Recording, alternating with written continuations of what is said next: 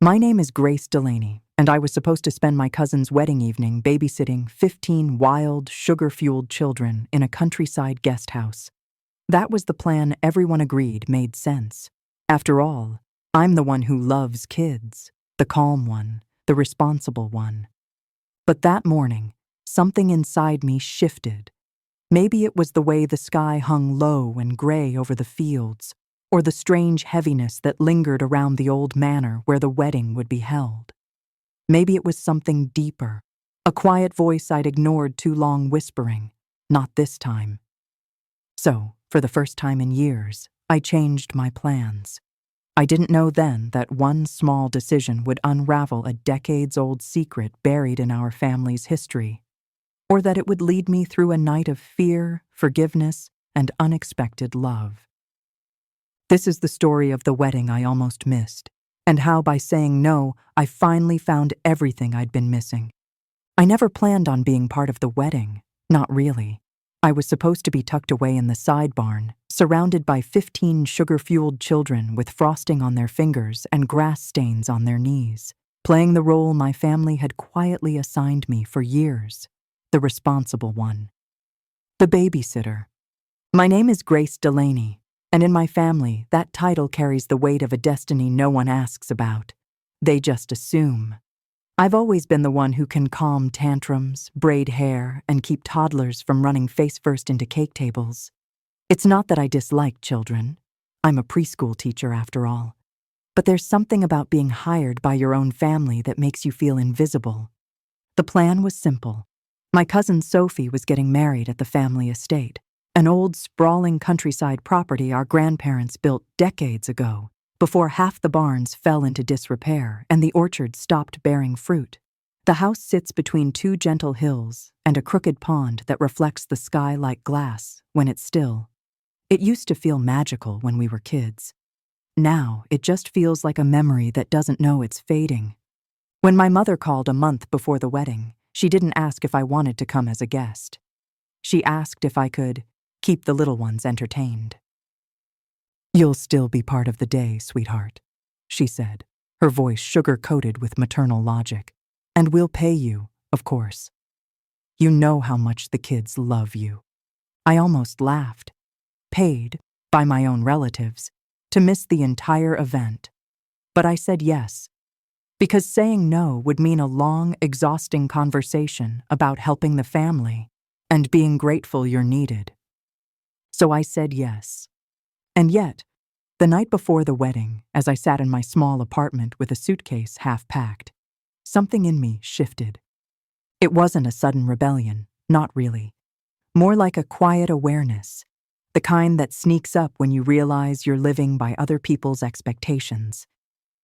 I caught myself staring at my reflection in the mirror, the faint lines under my eyes, the exhaustion from teaching 30 preschoolers all week, and I thought, why am I always the caretaker? The next morning, I stood by my car at 6 a.m., suitcase in hand, the air thick with the scent of rain-soaked earth. The countryside drive would take 2 hours, maybe less if the fog lifted early. I had packed board games, coloring books, snacks, an entire arsenal for chaos management. But I hesitated before turning the key. For the first time in years, I wanted to be part of something, not behind it. I wanted to sit at the long dinner table, raise a glass, and maybe dance barefoot under the string lights like everyone else. I didn't want to watch through a window. So I made a decision that felt both reckless and liberating. I left the babysitting kit behind. By the time I arrived at the Delaney estate, the sky had turned the color of soft peaches, the kind of morning light that almost feels forgiving. The house stood just as I remembered. Whitewashed wood, ivy curling up the veranda posts, and the old oak tree by the drive still holding the swing Grandpa built decades ago. Cousins darted across the lawn, aunts shouted directions, and somewhere, music drifted from an open window. The smell of lavender and roasted coffee mingled in the air. When I stepped out of the car, Aunt Marjorie appeared, clipboard in hand, the universal symbol of a woman on a mission. "Grace!" Oh, thank goodness. she said, hurrying over. The kids are already in the barn. We've set up games, blankets, and snacks. You'll have plenty of space back there. I smiled faintly. Actually, Aunt Marjorie, I'm not babysitting today. Her expression froze mid-word. You're what? I decided I'd like to attend the wedding, as a guest. The silence that followed was sharp enough to slice air. Around us, wedding staff bustled, floral arrangements swayed, but Aunt Marjorie's face told me everything. This was not part of her spreadsheet. Well, she said finally, recovering her composure, I suppose we'll figure something out. She didn't hide the irritation in her voice. I knew she'd have to scramble now, find someone else to keep watch over 15 children under 10. Part of me felt guilty, but another part, the deeper, quieter one, felt something close to relief. Inside the house, the energy buzzed like static.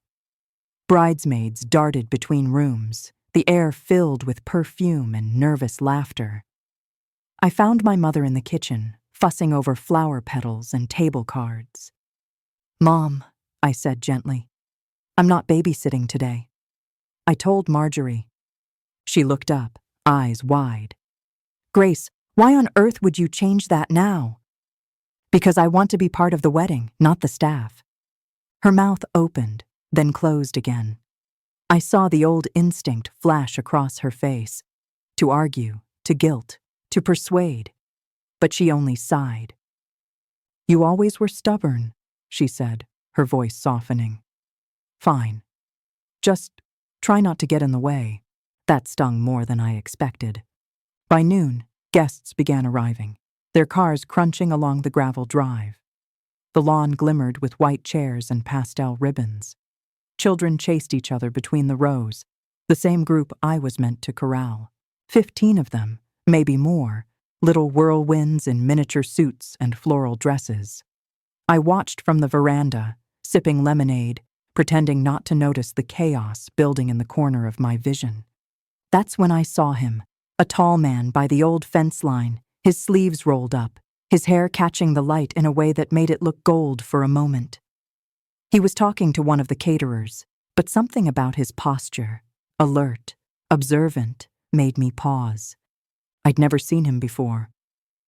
Later, I'd learn his name was Theo Marsh, the groundskeeper's nephew, helping with setup for the weekend. But that first glance, it felt like recognition before memory, like seeing someone whose story you're supposed to know but don't yet.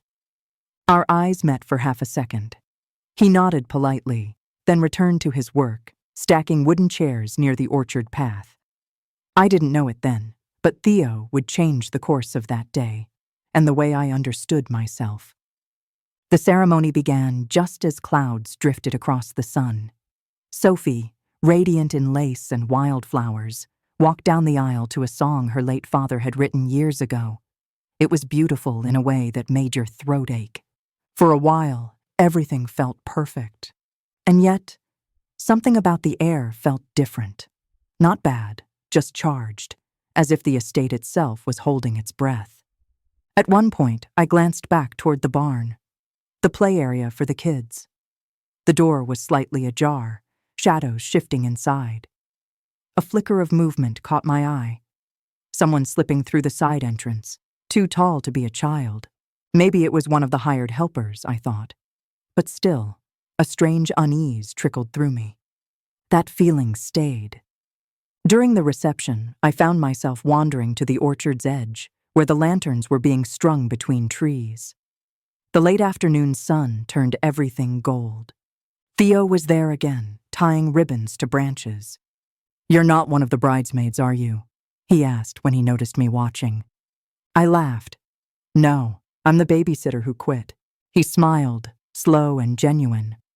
"Good for you." Something in his tone made me pause. Not mockery, not humor, just understanding. "You don't even know me," I said. "I know what it's like to walk away from something everyone expects you to do." There was quiet between us, filled only by the sound of leaves moving in the wind. "Are you from around here?" I asked. He nodded. "Sort of." My uncle used to run the orchard before it was sold. I help out when they need extra hands. I looked past him toward the trees, old, gnarled, beautiful in their decay. I used to play here when I was a kid, I said. My grandfather built that swing. Yeah, he murmured, glancing at it. It still creaks like it's got something to say. Later, as music spilled from the main hall, I returned to the veranda. The children's laughter carried faintly from the barn. Someone had found another babysitter after all, a young woman in a pale blue dress I didn't recognize. For a moment, I felt a pang of something I couldn't name. Regret, maybe, or curiosity.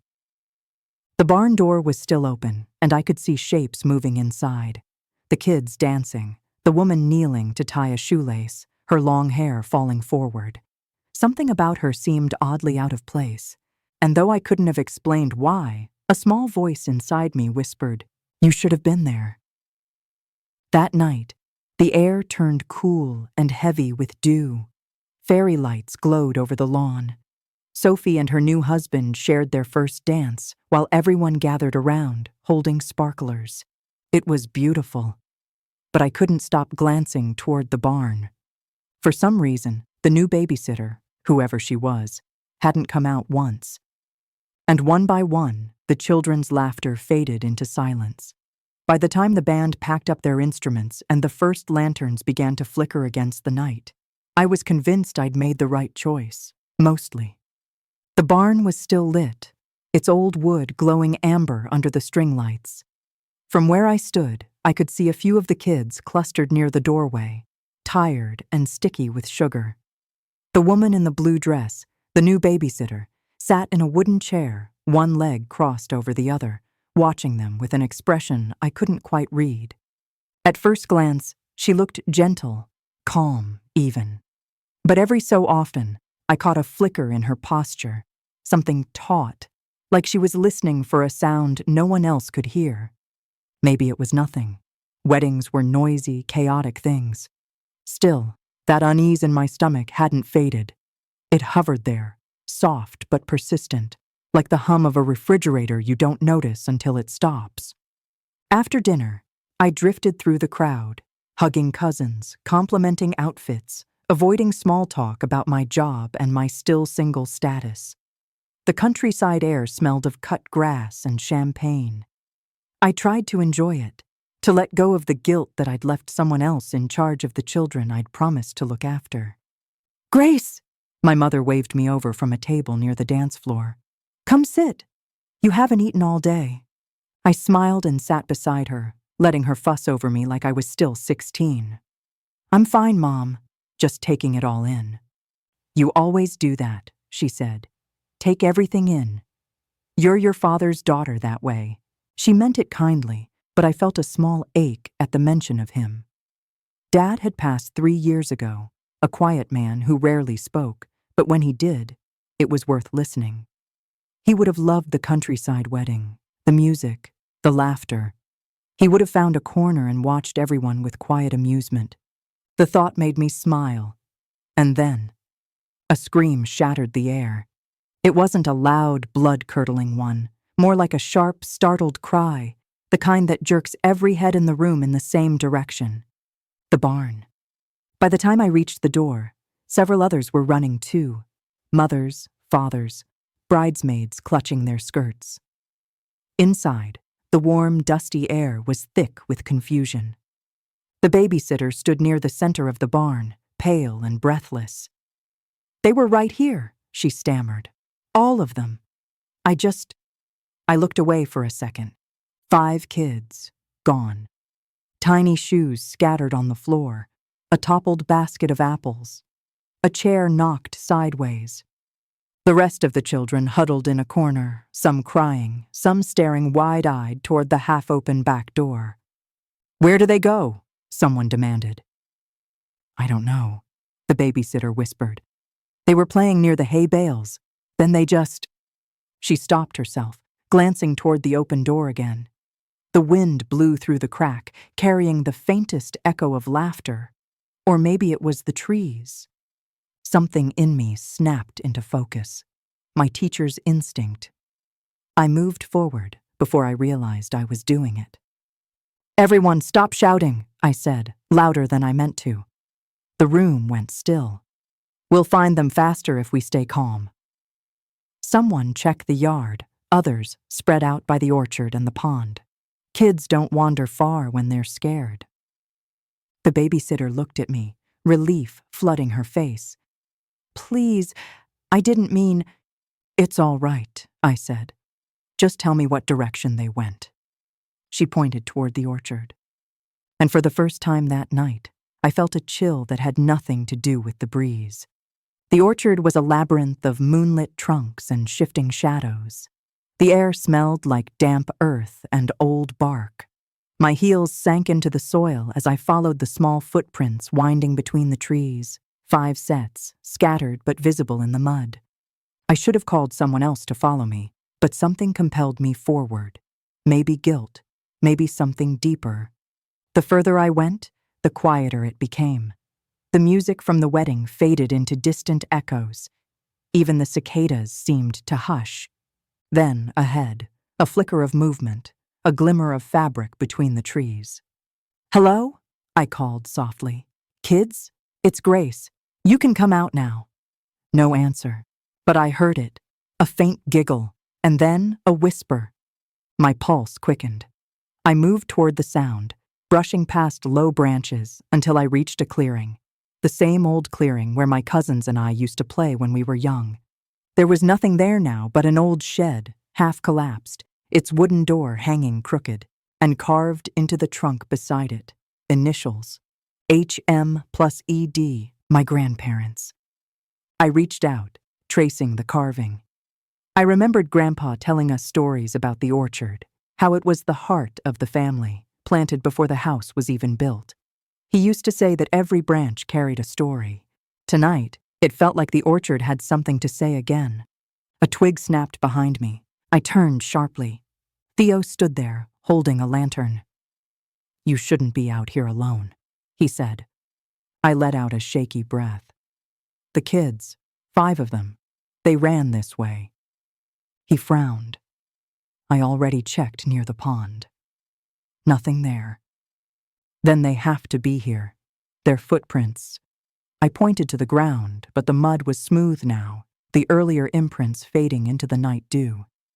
Theo's gaze followed mine. "You're sure?" "I saw them.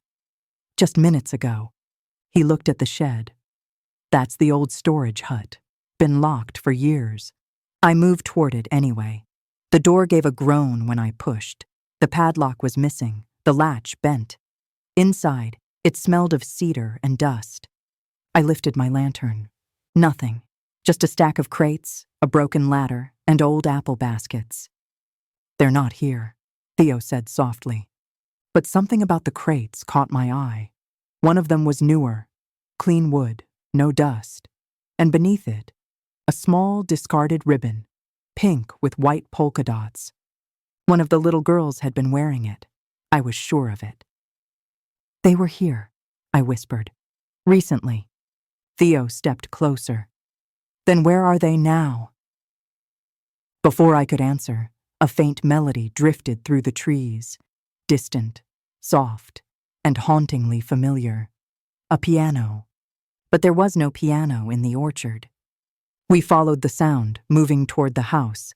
The closer we got, the clearer it became. Someone was playing an old tune, slow and hesitant. A lullaby, one I hadn't heard since childhood. "My grandfather used to play that," I said under my breath, "before he died." Theo glanced at me. "Who's playing it now?" I didn't know. We reached the back of the house, where a single window glowed faintly. Through it, I saw the outline of someone sitting at the piano, a woman, hair falling down her back. The same blue dress from the barn, the babysitter. And around her, 5 small silhouettes stood quietly, watching as she played. None of them were crying. None looked afraid. I exhaled in relief and confusion. "What is she doing?" I whispered. Theo shook his head. "Maybe calming them down." "Maybe," I said, though something about the scene made my skin prickle. The melody shifted, slower now, almost mournful, the kind of tune that feels like it remembers something you don't. Then, as suddenly as it began, the song stopped. The babysitter turned her head and looked directly toward the window, toward me. Her lips moved, forming a single word I couldn't hear, but I read it all the same. Stay. I don't remember going back inside, only that one of the mothers rushed toward me, crying with relief that the missing children were safe. The babysitter had brought them back to the main hall minutes later, claiming they had just wandered off. No one seemed to question it. The parents hugged their kids, the music resumed, and the incident was brushed off as childhood mischief. But I couldn't let it go. The way the kids had stood so still by the piano, the song that shouldn't have been played, the way the babysitter's eyes had found mine through the glass, knowing, almost pleading. And when I glanced back toward the piano later that night, I saw something else, a small folded note tucked under one of the keys, my name on it. I waited until everyone was distracted, then slipped closer. My heart pounded as I lifted the paper. It was old, the edges yellowed, the handwriting delicate but steady. It read, Grace, the children are not the only ones being watched. Ask Theo about the orchard, and whatever happens, don't open the east wing. E.D. My breath caught. E.D. Those same initials carved into the tree. Eleanor Delaney, my grandmother, dead for 20 years. That night, I couldn't sleep. The countryside was quiet, too quiet. Even the frogs by the pond were still. I kept replaying the events in my head. The missing children, the piano, the note. Was it a prank? A coincidence? Theo's words echoed in my mind. Been locked for years. But so had the east wing of the house. The one we were always told never to enter as children. The one my mother said wasn't safe. I stared out my window toward the orchard. A single lantern still burned by the shed. And in its faint glow, I thought I saw a small figure, one of the children, standing there, staring toward the trees. When I blinked, they were gone. I woke before sunrise to a low hum of wind and a restless feeling I couldn't name. The countryside at dawn always had a peculiar stillness, like the world holding its breath. But that morning, the silence felt watchful. I lay there for a while, listening to the creak of the old house, the faint ticking of pipes, the whisper of branches scraping the roof. Every childhood memory of this place returned in flashes. Climbing the apple trees with Sophie, sneaking into the barn for hide and seek, Grandma Eleanor's piano drifting through the halls on rainy afternoons. It was that same song I'd heard last night, her lullaby, that wouldn't leave me alone. I turned over and stared at the note still folded on my nightstand. Grace, the children are not the only ones being watched. Ask Theo about the orchard, and whatever happens, don't open the east wing. E.D. I ran my thumb over the signature again. E.D. It had to be a trick. Maybe someone planted it there as a prank, though who would even know my grandmother's initials? Still, the paper didn't look new. The ink was faded, the corners softened, the handwriting old-fashioned in a way no one fakes anymore. And that smell, faint cedar and lavender, the same scent Grandma's letters used to have. By 7 o'clock, the house was already stirring. Guests who had stayed overnight shuffled down the halls in bathrobes, whispering over coffee and hangovers. The staff moved quietly, sweeping confetti off the veranda and collecting champagne glasses from the lawn. I found Theo outside by the stables, tightening a hinge on one of the barn doors. His sleeves were rolled up again, and his hair was damp from the morning mist. He looked up when I approached. Couldn't sleep either. I shook my head. Not really. He wiped his hands on a rag. You look like you've seen a ghost. I hesitated, then held out the note. Maybe I did. He read it silently, his jaw tightening by degrees. When he looked up, His eyes were different, wary, maybe even protective. "Where did you get this?" "In the piano," I said. "It was tucked under one of the keys." "The one in the sitting room?" "Yes. You said you've worked here before.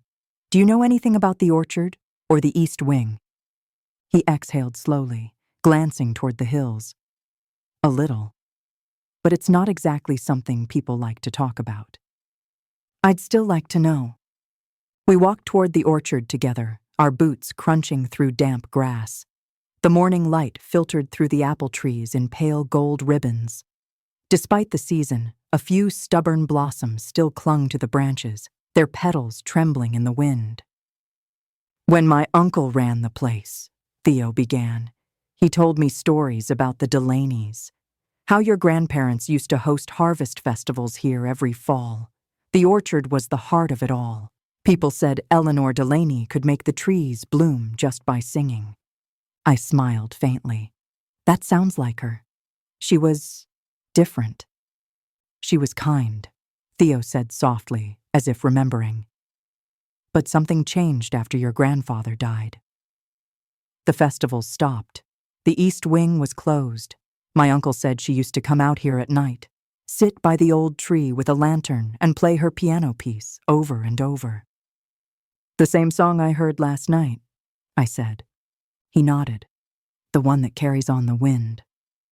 A shiver ran through me. "You've heard it too?" "Once or twice, always around this time of year. People said it was just the wind in the wires." He glanced at me. "But you don't believe that, do you?" I didn't answer. The truth was, I didn't know what I believed anymore. We stopped at the clearing near the shed, the same one I'd found last night. In the daylight, it looked harmless. The crates, the broken ladder, even the carving on the tree seemed smaller somehow. But something about the air here felt heavier, as if the ground remembered things it shouldn't. Theo crouched near the trunk, running his hand over the initials. "ED and HM, he murmured. "Your grandparents." "Yes, they used to come here every evening, I think, before everything went wrong." "What did go wrong?" he asked quietly. I hesitated. No one really told me. My mom said Grandma got sick, that she stopped leaving the house. When Grandpa passed, she kept the east wing locked. After she died, we never used it again. Theo traced the letters again. "There's something else here." He brushed away a layer of moss, revealing another set of carvings below the first, faint, almost erased by time. "TM. Those are my uncle's initials," Theo said, frowning. "Thomas Marsh. He must have added them later." "Why would he do that?" He didn't answer. Instead, he stood and looked toward the house. "Grace, the orchard and the east wing are connected somehow. My uncle always said the Delaneys hid something out here, something worth keeping locked away." "What kind of something?" "I don't know. But if Eleanor Delaney wrote you that note—" He paused, eyes narrowing slightly. "She wanted you to find out." The wedding guests began to leave by mid-morning. Cars rolled down the gravel drive, laughter echoing across the hills as people hugged goodbye. The barn, once full of music and noise, stood quiet now, the decorations drooping in the sun. I helped tidy the tables, partly to keep busy, partly to think. Every so often, I caught glimpses of the children running on the lawn, the same 5 who'd gone missing last night. They seemed fine, happy even. But one of them, a little girl with dark curls and a pink ribbon, kept looking toward the orchard. The same pink ribbon I'd found in the shed. When I waved, she didn't wave back. She just smiled, a small, knowing smile, and turned away. By afternoon, the estate had emptied out. Only a handful of relatives remained, helping Aunt Marjorie organize leftovers and pack decorations. The quiet was a relief. I wandered to the sitting room, drawn again to the piano. The light slanted through the tall windows, dust motes spinning like tiny galaxies. I sat down and pressed one key, the same note Grandma used to start her song with. A soft, low hum filled the air. Not from the piano, from somewhere behind it. I frowned and reached around the back panel. My fingers brushed something metal. A latch. The panel clicked open. Inside the hollow space, half hidden under a layer of dust, was a small wooden box, carved with delicate vines. My breath caught as I pulled it out. On the lid, the initials were etched in faded gold leaf. ED. Inside were letters, dozens of them, neatly tied with twine. Some addressed to Harold Delaney, others to someone named Thomas Marsh, Theo's uncle. That night, we sat on the porch, reading them by lantern light. The letters were dated between 1971 and 1975. Most were short, filled with references to the orchard, the harvest, and the music room. But the later ones grew darker. The children keep hearing things near the east wing again. I thought it was the wind. But last night, I saw a light inside when every lamp was out. Harold says it's just my imagination, but I know what I saw. Tom came by the orchard again. He says the roots under the big tree are spreading toward the house. He warned me not to dig near them. I think he's right. The soil feels wrong there. I keep hearing my own song played from the east wing when I'm alone. If anyone finds these letters, tell them not to open that room. It's not a place for the living anymore. Theo leaned back, exhaling. My uncle never mentioned any of this. Maybe he didn't want to, I said quietly. The lantern flickered between us, casting long shadows across the porch. The air was cool, scented with damp leaves and the faint sweetness of apples. Theo looked toward the dark line of trees. Do you think she meant something literal? About the roots? I glanced at the orchard. Maybe. Or maybe she meant something buried, something no one's supposed to uncover. Later, when the house was silent again, I couldn't resist. I slipped downstairs with a flashlight and tiptoed toward the east wing. The hallway was long and narrow, lined with portraits, generations of Delaney's staring down from their gilt frames. The air grew colder with each step. At the end of the hall stood a heavy oak door with a tarnished brass handle, the one we were always told was unsafe. A faded ribbon of caution tape fluttered across it like a warning flag. I reached out, slowly, and touched the handle. Cold metal met my skin. Something whispered from the other side, not a voice exactly, more like the sigh of wind through an instrument, a low, trembling note, half song, half breath. I froze, then took a step back. The sound stopped. I didn't open the door that night. I wanted to. Every nerve in me begged to know what was behind it. But Grandma's warning from the note echoed too clearly in my mind. Whatever happens, don't open the east wing. When I returned to my room, the moon had climbed high over the orchard. From my window, I saw Theo standing near the swing under the old tree, lantern in hand, staring at something on the ground. I slipped on my coat and went down to join him. What is it? I asked. He pointed to the soil. Freshly disturbed earth, a small circle dug up near the roots. In the center, something metallic gleamed, an old key. He picked it up, wiped the dirt away, and handed it to me. It was heavy and ornate, shaped like a treble clef. The east wing, he said quietly. It's meant for you. I stared at the key, feeling its cold weight in my palm. The orchard around us whispered in the wind, the branches swaying as if in approval. And though I didn't want to admit it, a strange certainty settled in my chest. Tomorrow, I was going to open that door. The music had been playing for almost an hour when I realized how long it had been since I'd seen any of the children. At first, I brushed the thought aside. The reception was sprawling, laughter, clinking glasses, and an endless flow of champagne and chatter spilling from the tent into the gardens. The kids had their own playroom set up in the east wing, watched over by the mysterious young sitter my aunt had hired last minute.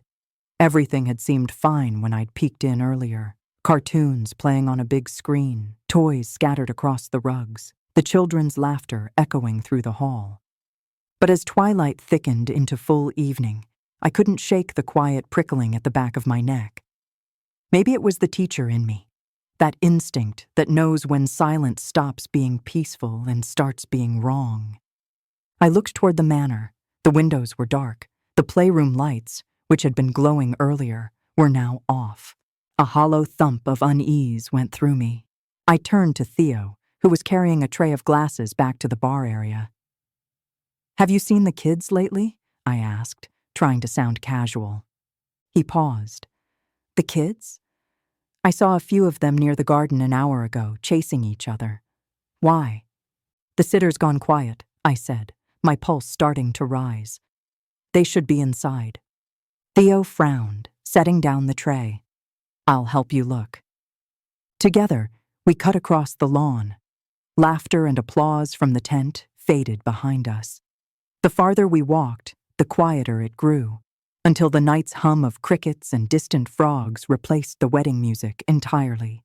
The manor loomed ahead, its brick walls now a deep, ominous red in the lantern light. Inside, the east corridor was empty. The playroom door stood ajar. I stepped in first. The screen was off. Toys scattered on the carpet looked as though a storm had swept through. Crayons rolled underfoot. A juice box lay crushed on the rug. But there wasn't a single child, and no sitter. My throat tightened. I called out softly, "Ella? Sam? Jacob?" Names I remembered from the list my aunt had given me when she'd first asked me to babysit. My voice sounded foreign in the big empty room. No answer. Theo checked the hallway. "Nothing here," he said quietly. "You're sure they didn't go outside with someone?" I shook my head. "They were supposed to stay here. My aunt said the sitter had games, snacks, a movie night planned." I trailed off. The sitter. What was her name again? My aunt had mentioned it so briefly. "Don't worry, Grace. She's a friend of a friend." Lovely girl, experienced. But now I realized I'd never met her. Theo touched my arm. "Let's check the garden." We crossed through the conservatory doors, out into the dark. The sky had turned velvet black, scattered with low stars. Beyond the hedges, faint shadows moved, but when we reached them, it was only branches swaying. Then, faintly, a giggle. I froze. "Did you hear that?" Theo nodded, eyes narrowing. "That way." We followed the sound toward the orchard. My shoes sank into soft earth, dew clinging to my dress hem. The laughter came again, closer this time, followed by the sound of something creaking. When we broke through the trees, I saw them, a cluster of small figures moving near the old gazebo. Relief flooded me for half a second, until I realized there were only 9. 6 still missing. "Kids!" I called, trying to keep my tone light. "What are you doing out here? You scared everyone." The little ones turned toward me, blinking in surprise. Their faces looked pale under the moonlight. "Where's the sitter?" I asked gently. A boy named Liam spoke up. "She said to follow the music." Theo frowned. "What music?" "The piano," said a little girl, gripping her stuffed rabbit. "It came from the big house." The manor was silent now, its windows blank. I felt a chill trace down my spine. "The piano hasn't been used in years," Theo said softly beside me. I turned back to the children. "Did she go with the others?" They nodded. "She took them to find where the sound was coming from." Something about that sentence made my stomach drop. "All right," I said, forcing calm. "Theo, can you stay here with these 9?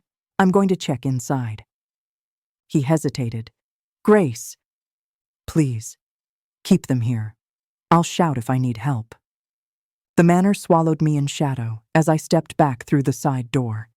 The halls were silent except for the soft hum of electricity in the old lights. My heels clicked too loudly on the floor. Then faintly I heard it, a piano note, a single clear sound, followed by another and another. It wasn't a song, just scattered, deliberate notes, as though someone were testing keys. I followed the sound upstairs, past the guest rooms, down the narrow passage toward the west wing, the part of the house that was supposed to be closed off. The air grew cooler there, tinged with the faint scent of dust and polish.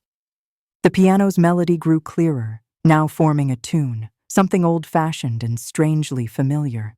When I reached the double doors at the end of the corridor, I saw light spilling from beneath them. I pushed one open. The room inside was enormous, walls lined with portraits, a grand piano gleaming under a chandelier. On the bench sat the sitter, or rather, a woman in a pale dress, her face turned away, her hands gliding over the keys. Around her, the 6 missing children sat quietly on the floor, as though in a trance. For a heartbeat, I just stood there, frozen. "Excuse me?" I finally managed. The woman turned, and my breath caught. She looked nothing like I'd expected. Her face was gentle, ageless, her eyes almost too calm. "Oh, Grace," she said softly, as if she knew me. "You weren't supposed to come." "How do you know my name?" I whispered. She smiled faintly, looking back at the piano. "This music was written here, long ago. They wanted to hear it." "Who did?" She didn't answer, just pressed one last haunting note.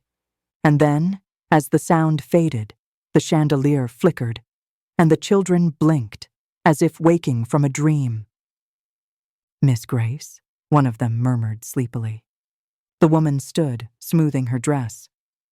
"They're safe now," she said softly, and started toward the side door. "Wait!" I stepped forward, but by the time I reached the hallway, she was gone. The door led to nowhere but a dead-end corridor, dusty and long forgotten. When I returned to the ballroom, the piano was silent, the kids fully awake and confused. Theo appeared moments later, his face pale when he saw them. "What happened?" he asked. "I don't know," I said truthfully, looking back at the piano. "But I think we're not finished here." I didn't sleep that night. How could I? Even after all the guests had gone to their rooms and the laughter from the reception faded into silence, my mind wouldn't stop replaying that melody. Those uneven, trembling piano notes that had floated through the dark like a whisper from the past. The children were safe, thank God. After we found them, Theo and I escorted them back to the East Wing, where my aunt nearly collapsed from relief. Everyone thought they'd just gotten a bit lost. I didn't correct them. What would I even say? That the mysterious babysitter played them an old song that felt like it came from another time? That she vanished into thin air? No one would believe me. Maybe I didn't even believe it myself. But one thing gnawed at me, refusing to let go. The woman had called me by my name. Theo found me outside the next morning. I'd barely managed 2 hours of restless sleep. Dawn spread pale light across the misty hills, painting everything in soft pink and silver. He handed me a mug of coffee and sat beside me on the stone steps. "You look like you've seen a ghost," he said, half joking, half serious. I gave a tired laugh. "I might have." He looked at me for a long moment. "You weren't making it up, were you? About the piano, the sitter?" "No." I stared into the mist. She was real, Theo. She knew my name. She called the children by theirs. She didn't hurt them, but there was something about her. Something unfinished. Theo exhaled slowly. "Then I think I know where she went." I turned to him. "What do you mean?" "There's a part of the house most guests don't know about," he said quietly. "The west wing you went into. It's connected to an older section that's been sealed for years. After my father died, my uncle closed it off. He said it was dangerous. Floors too weak, roof leaking. But, he hesitated. I heard stories. About a woman who used to play piano in that room, the last owner's daughter. They said she was gifted, but she never left the estate. One day she disappeared, and the family stopped speaking of her. I felt a strange pulse in my chest, a recognition I couldn't name. What was her name? He looked away. Eleanor Delaney. My breath caught. Delaney? He nodded. Your surname, isn't it? I swallowed hard. My mother's maiden name. We decided to look that afternoon. The wedding cleanup was in full swing, caterers packing up, chairs stacked, laughter drifting faintly from the tents. No one noticed when Theo and I slipped away into the house. We moved through the west hallway again, the air cool and heavy with the scent of old wood. The room where we'd found the children was empty now, sunlight falling through tall windows onto the piano. Dust motes danced in the beams.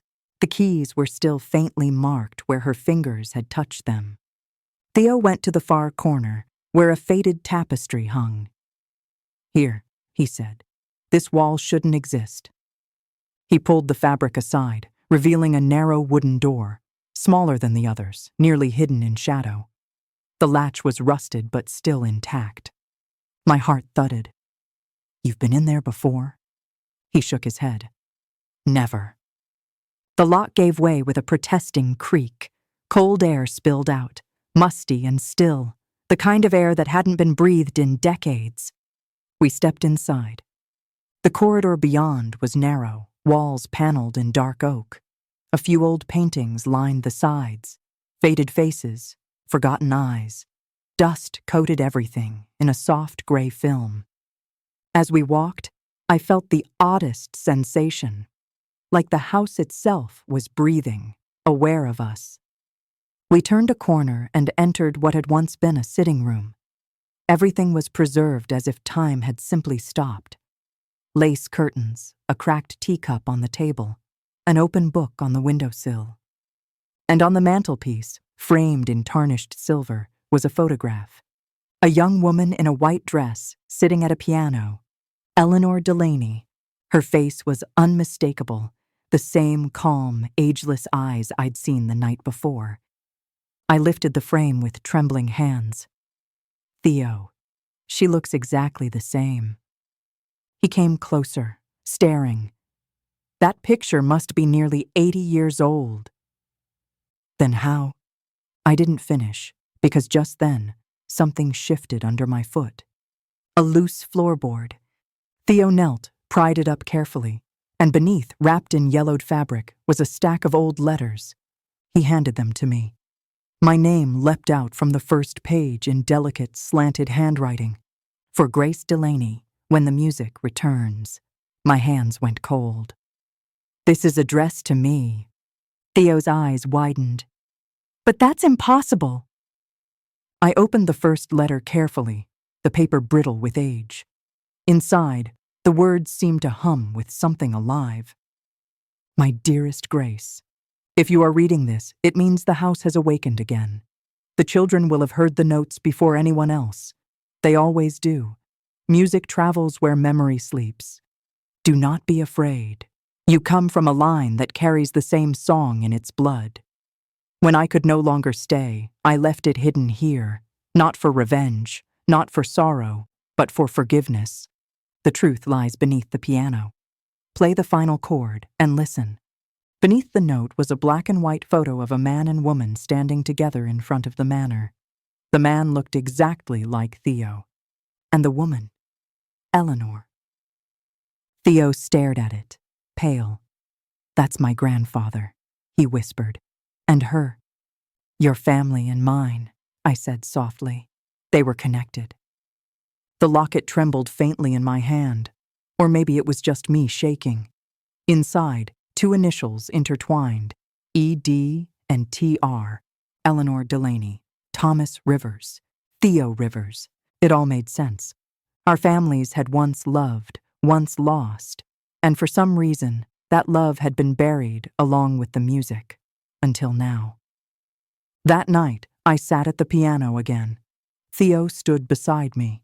Together, we played the melody, his hand over mine, steadying the tremor. When the last note faded, something changed. The air grew warm. The chandelier glowed brighter. The faintest sound of laughter, children's laughter, old and joyful, drifted through the room. And for just a second, I saw her again, standing in the doorway, smiling. Eleanor. She didn't speak.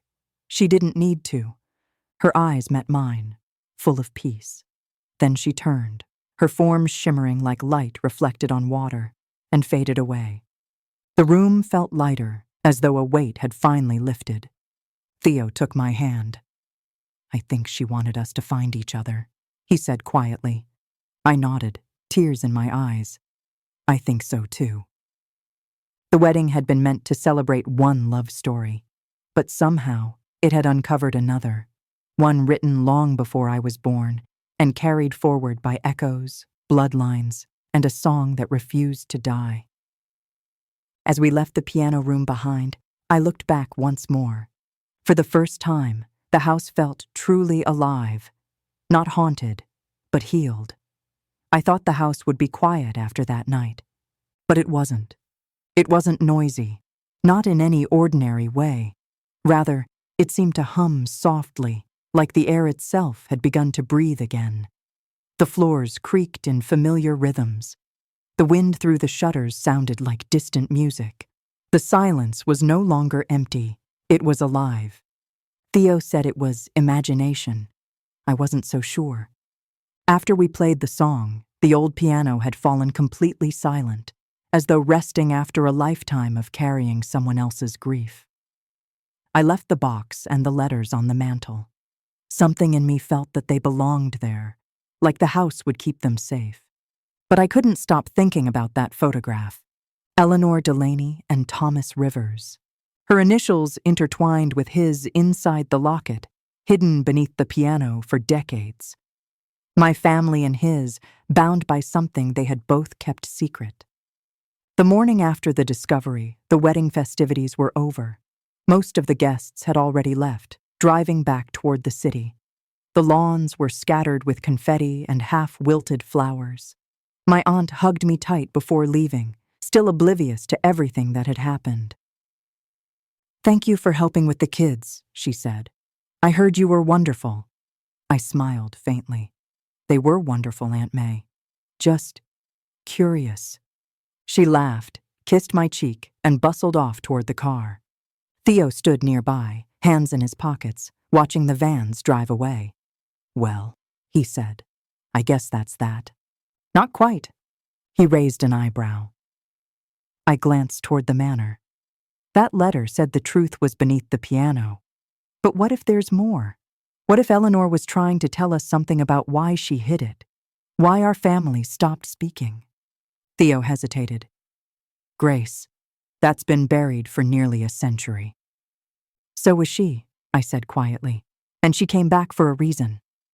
We went to the small study next to the piano room, one of the few places still filled with old papers. The desk drawers were crammed with letters, deeds, yellowed invitations. Dust lay thick enough to write in. It took us an hour before we found anything useful. A small tin box hidden behind a stack of books. Inside was a bundle of documents tied with faded blue ribbon. Theo untied it carefully. The first paper was a letter, dated June 1929. "Thomas, your father forbids this match, as does mine. But love doesn't wait for permission. Meet me by the orchard at midnight on Sunday. I'll bring the key. Eleanor." Beneath it was another, dated 3 weeks later. "Eleanor never returned from the orchard. If you love her, leave this place. The Delaneys will ruin you." Theo read it aloud, his voice catching. "This handwriting, that's my grandfather's." We both sat in silence. The truth was forming itself piece by piece, painful and luminous. "They were in love," I said, "but their families tore them apart." Theo nodded slowly. "It fits. My grandfather married another woman soon after, but my mother once told me he never spoke of his first love, not once. And she, Eleanor, must have stayed. Maybe she couldn't leave. Maybe she died here, and the house kept her memory alive through the music."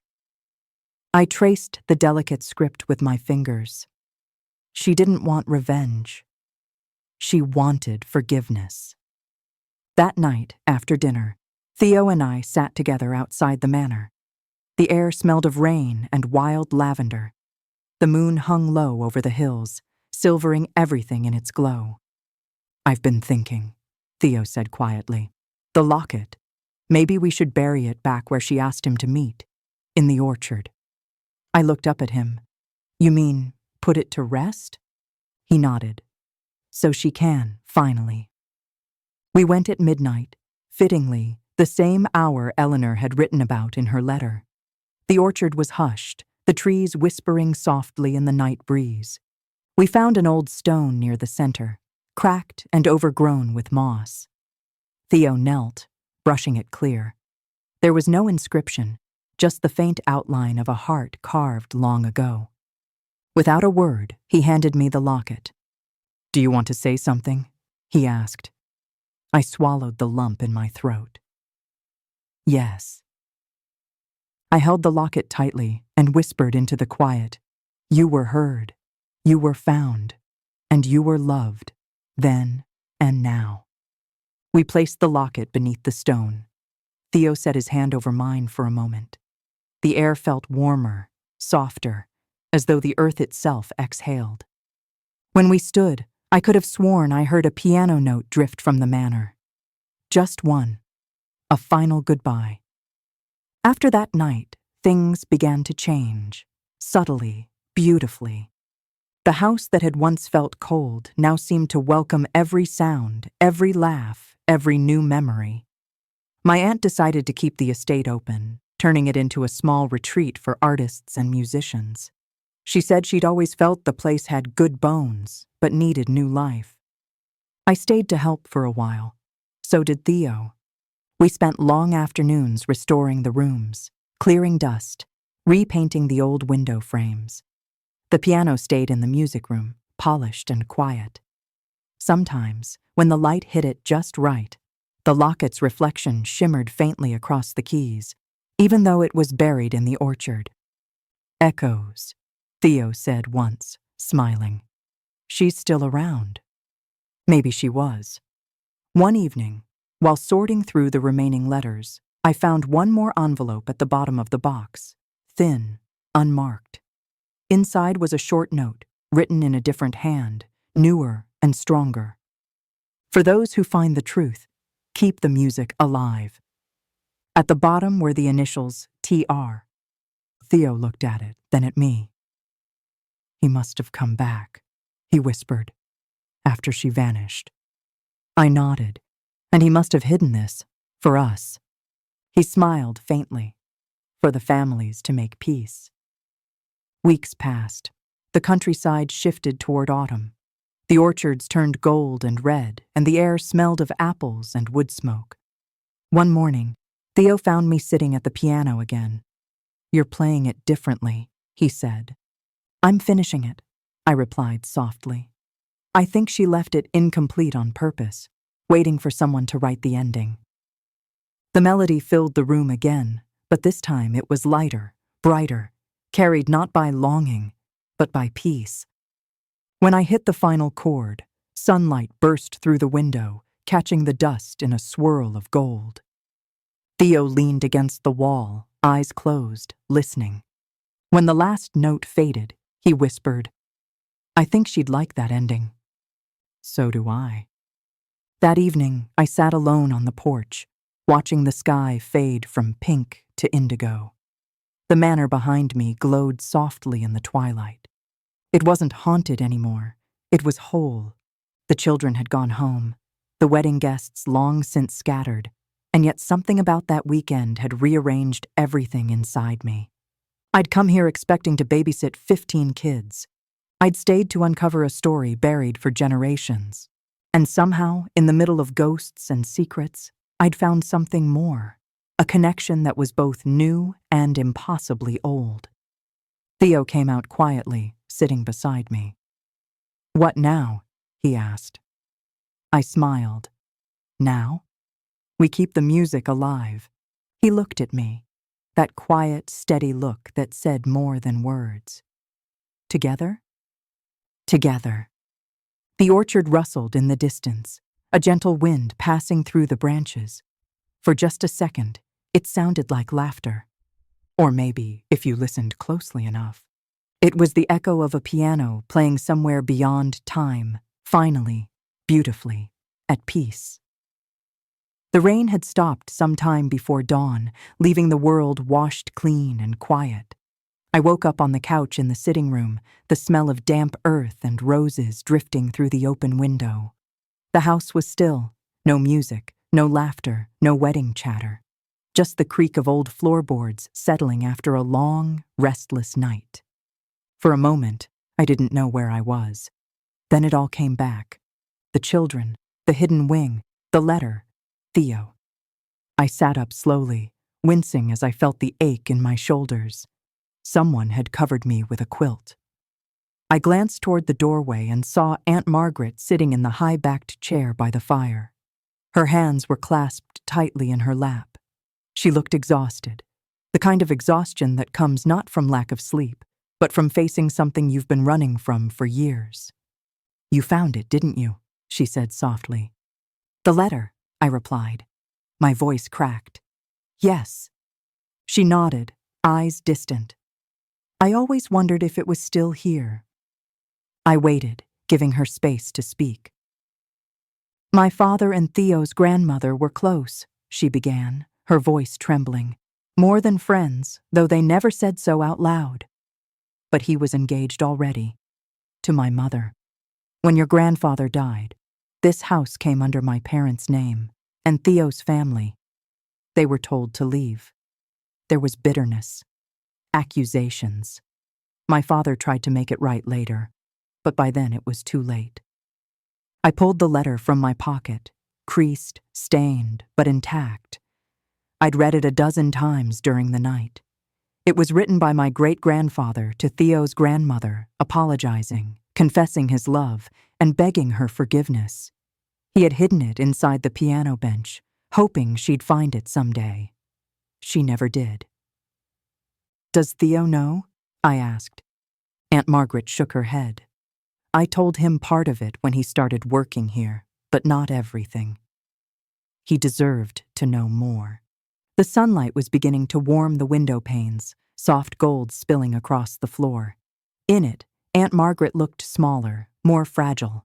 For the first time, I saw not the controlling aunt who arranged everyone's lives, but a woman who'd spent her entire life guarding a secret she didn't create but couldn't escape. "Where are the kids?" I asked quietly. She smiled faintly. "Safe. Still asleep, I hope. Their parents were frantic, of course, but once they realized no harm had come to them, the panic eased. I think they'll remember last night as an adventure, a story they'll tell years from now." I exhaled slowly, a weight lifting from my chest. "I was supposed to watch them," I said, "and when they disappeared, I thought I'd failed them." "But you didn't," she said, her eyes soft. "You followed your heart, Grace. And it led you to the truth. None of us would have found that letter without you. I wanted to believe that. But even now, something inside me felt unsettled. Not about the letter, but about Theo." "Where is he?" I asked. Aunt Margaret hesitated. "He said he needed air. He's probably at the orchard." I stood, clutching the quilt for warmth. Then I should go talk to him. The grass sparkled with dew as I made my way down the hill toward the orchard. The trees stood tall and quiet, their blossoms scattered like snow across the ground. I spotted Theo leaning against the old fence, his jacket draped over one shoulder, the early sunlight painting him in pale gold. He turned when he heard my steps. "You're up early." "I couldn't sleep," I said. He smiled faintly. Neither could I. For a while, we just stood there, the silence between us easy, almost fragile. Then I took the letter from my pocket and handed it to him. He unfolded it carefully, reading the faded words. His jaw tightened. When he finished, he looked up at me, not angry, but heavy with something deeper. "So it's true," he said quietly. "I always thought my grandmother made it up. that story about the promise broken by love and duty. She didn't, I said. Your family was wronged. And mine. They carried the guilt for decades. Theo folded the letter again, his fingers trembling slightly. It doesn't change the past. But maybe it changes how I see it. I nodded. That's all we can really do. He looked out toward the horizon where mist still clung to the fields. You know, he said, his tone lighter now, if you had taken that babysitting job, you never would have found this. I laughed softly. Trust me, I've thought about that. I said no because I was tired of being the one everyone depended on, and somehow that decision led me right here. He smiled at me, the kind of smile that starts slow and reaches the eyes. Sometimes the universe rewards rebellion. Sometimes, I agreed. A breeze moved through the orchard, scattering petals around us.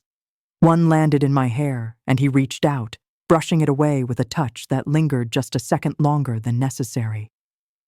Will you stay in town a while? He asked. I think so, I said.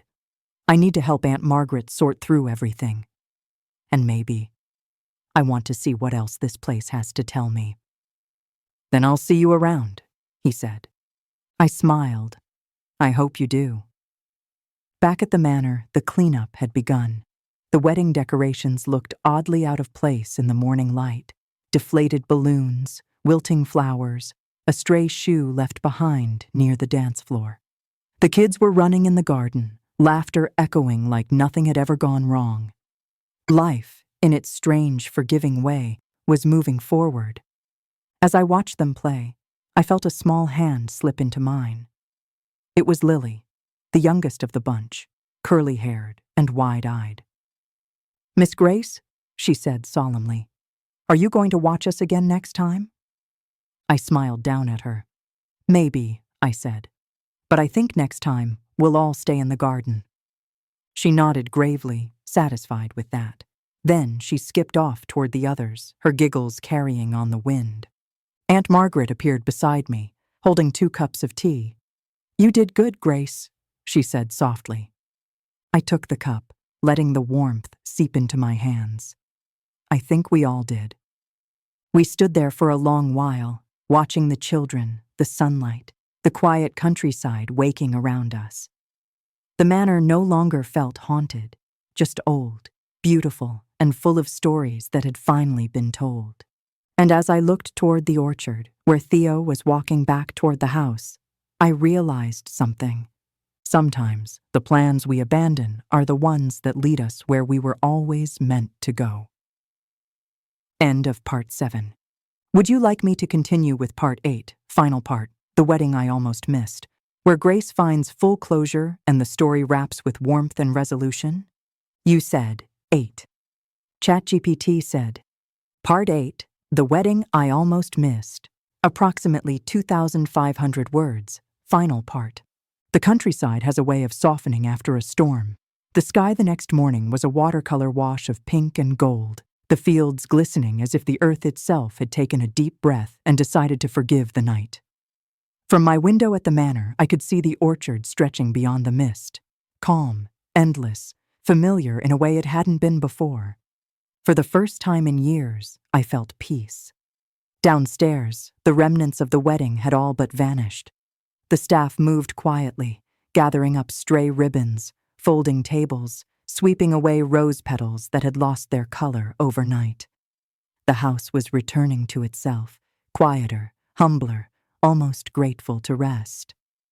Aunt Margaret sat at the long kitchen table with her tea, reading over old letters she'd found in one of the drawers. She looked up when I came in, a faint smile softening her face. Good morning, dear.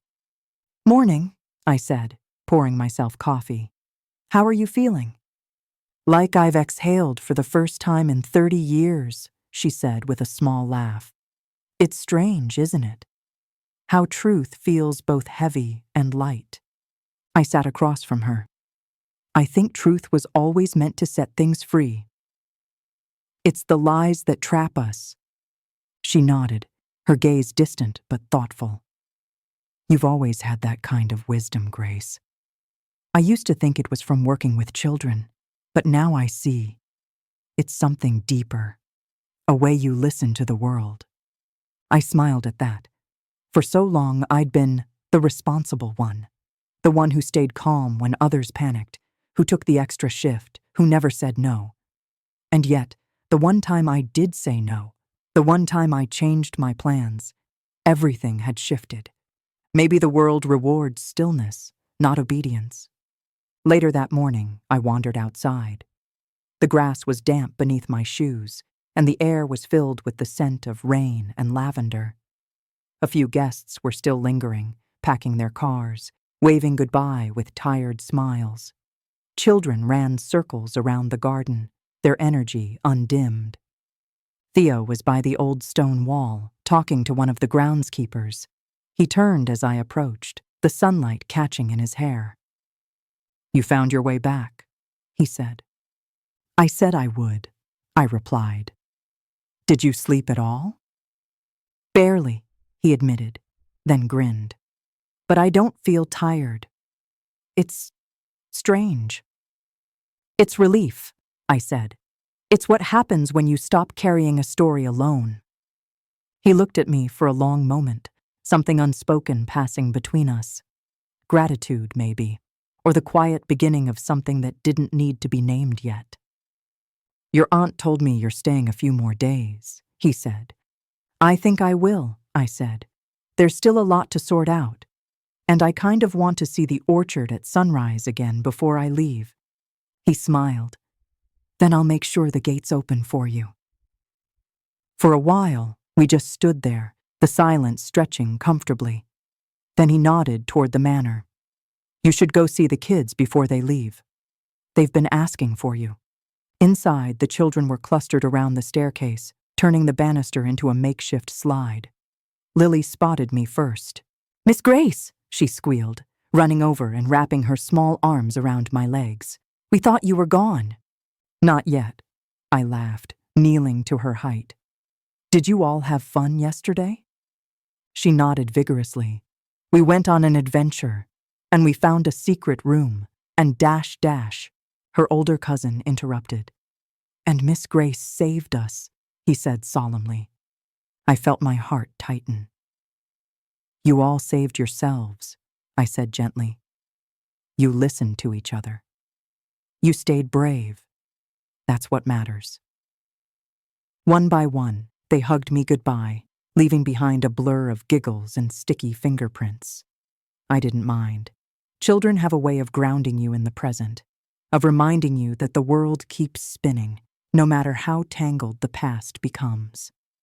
As the last family drove off, I stood by the front door, the manor quiet again. The echo of laughter still lingered in the air. That afternoon, Aunt Margaret and I walked down to the orchard together. The grass was soft, and the trees glowed faintly under the lowering sun. She leaned on my arm as we followed the old path, her steps slow but steady. "When I was young," she said, "I used to come here and talk to the trees. I thought if I was quiet enough, they'd tell me what really happened between our families." "And did they?" I asked. She smiled wistfully. "Not until now." We stopped by the fence where Theo had stood the morning before. The view stretched endlessly, golden fields, distant hills, a sky so wide it made you feel both small and infinite. "You're not leaving right away, are you?" she asked. "Not yet," I said. "There's still something here I haven't finished listening to." She patted my hand. "You've brought peace to this place, Grace." "That's more than I ever managed to do." "I just followed the noise," I said softly. "The children, the laughter, the fear. It all led me here." "Exactly," she said. "Sometimes chaos is what guides us home." That evening, the house glowed with a gentle amber light. Theo joined us for dinner. Nothing formal, just stew and bread and quiet conversation. He told stories about the estate, how he'd found old journals buried in the tool shed, how his grandmother used to sing near the orchard when she thought no one was listening. I watched him as he spoke, the ease returning to his face, the shadows lifting. When he caught me looking, he smiled, and I knew this wasn't goodbye. Not yet. After dinner, I walked out to the veranda. The sky was deep indigo now, scattered with stars. Crickets hummed in the tall grass. I could hear the faint murmur of Theo and Aunt Margaret talking in the kitchen, their voices low and warm. The wind brushed against me, soft and cool. For the first time in years, I felt not just content, but certain. This, the peace, the connection, the truth finally spoken, was what I'd been searching for without knowing it. If I'd gone through with the plan, spent that night locked in a room trying to corral 15 sugar-hyped kids, I would have missed it all. The hidden letters, the broken history, the healing. I would have missed the moment when everything that had been fractured quietly began to mend.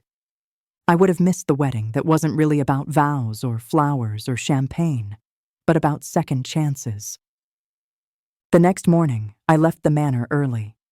Theo walked me to the car, the sun just rising behind the hills. "Do you think you'll come back?" he asked, his voice steady but gentle. I smiled. "I think I already have." He chuckled softly. "Then I'll see you soon." "You will," I promised. As I drove down the long, winding road, the manor faded in the rearview mirror, its old windows gleaming in the morning light, like eyes finally open after a long sleep. The countryside stretched before me, endless and alive, every turn whispering with possibility. And for the first time, I wasn't rushing anywhere. I wasn't escaping or chasing or fixing. I was simply moving forward, toward whatever waited next. I rolled the window down, letting the wind play with my hair, and smiled to myself. Sometimes, I thought, the plans we abandon are the ones that lead us home. Sometimes, the moments we step away from are the ones that change everything. If I'd done what was expected, if I'd stayed behind watching over 15 kids while the music played and the laughter echoed, I would never have walked through the orchard at midnight. I would never have found that letter hidden inside a piano, or met the man whose life was quietly woven into mine long before we ever spoke. The wedding wasn't really about the couple, or the flowers, or the vows.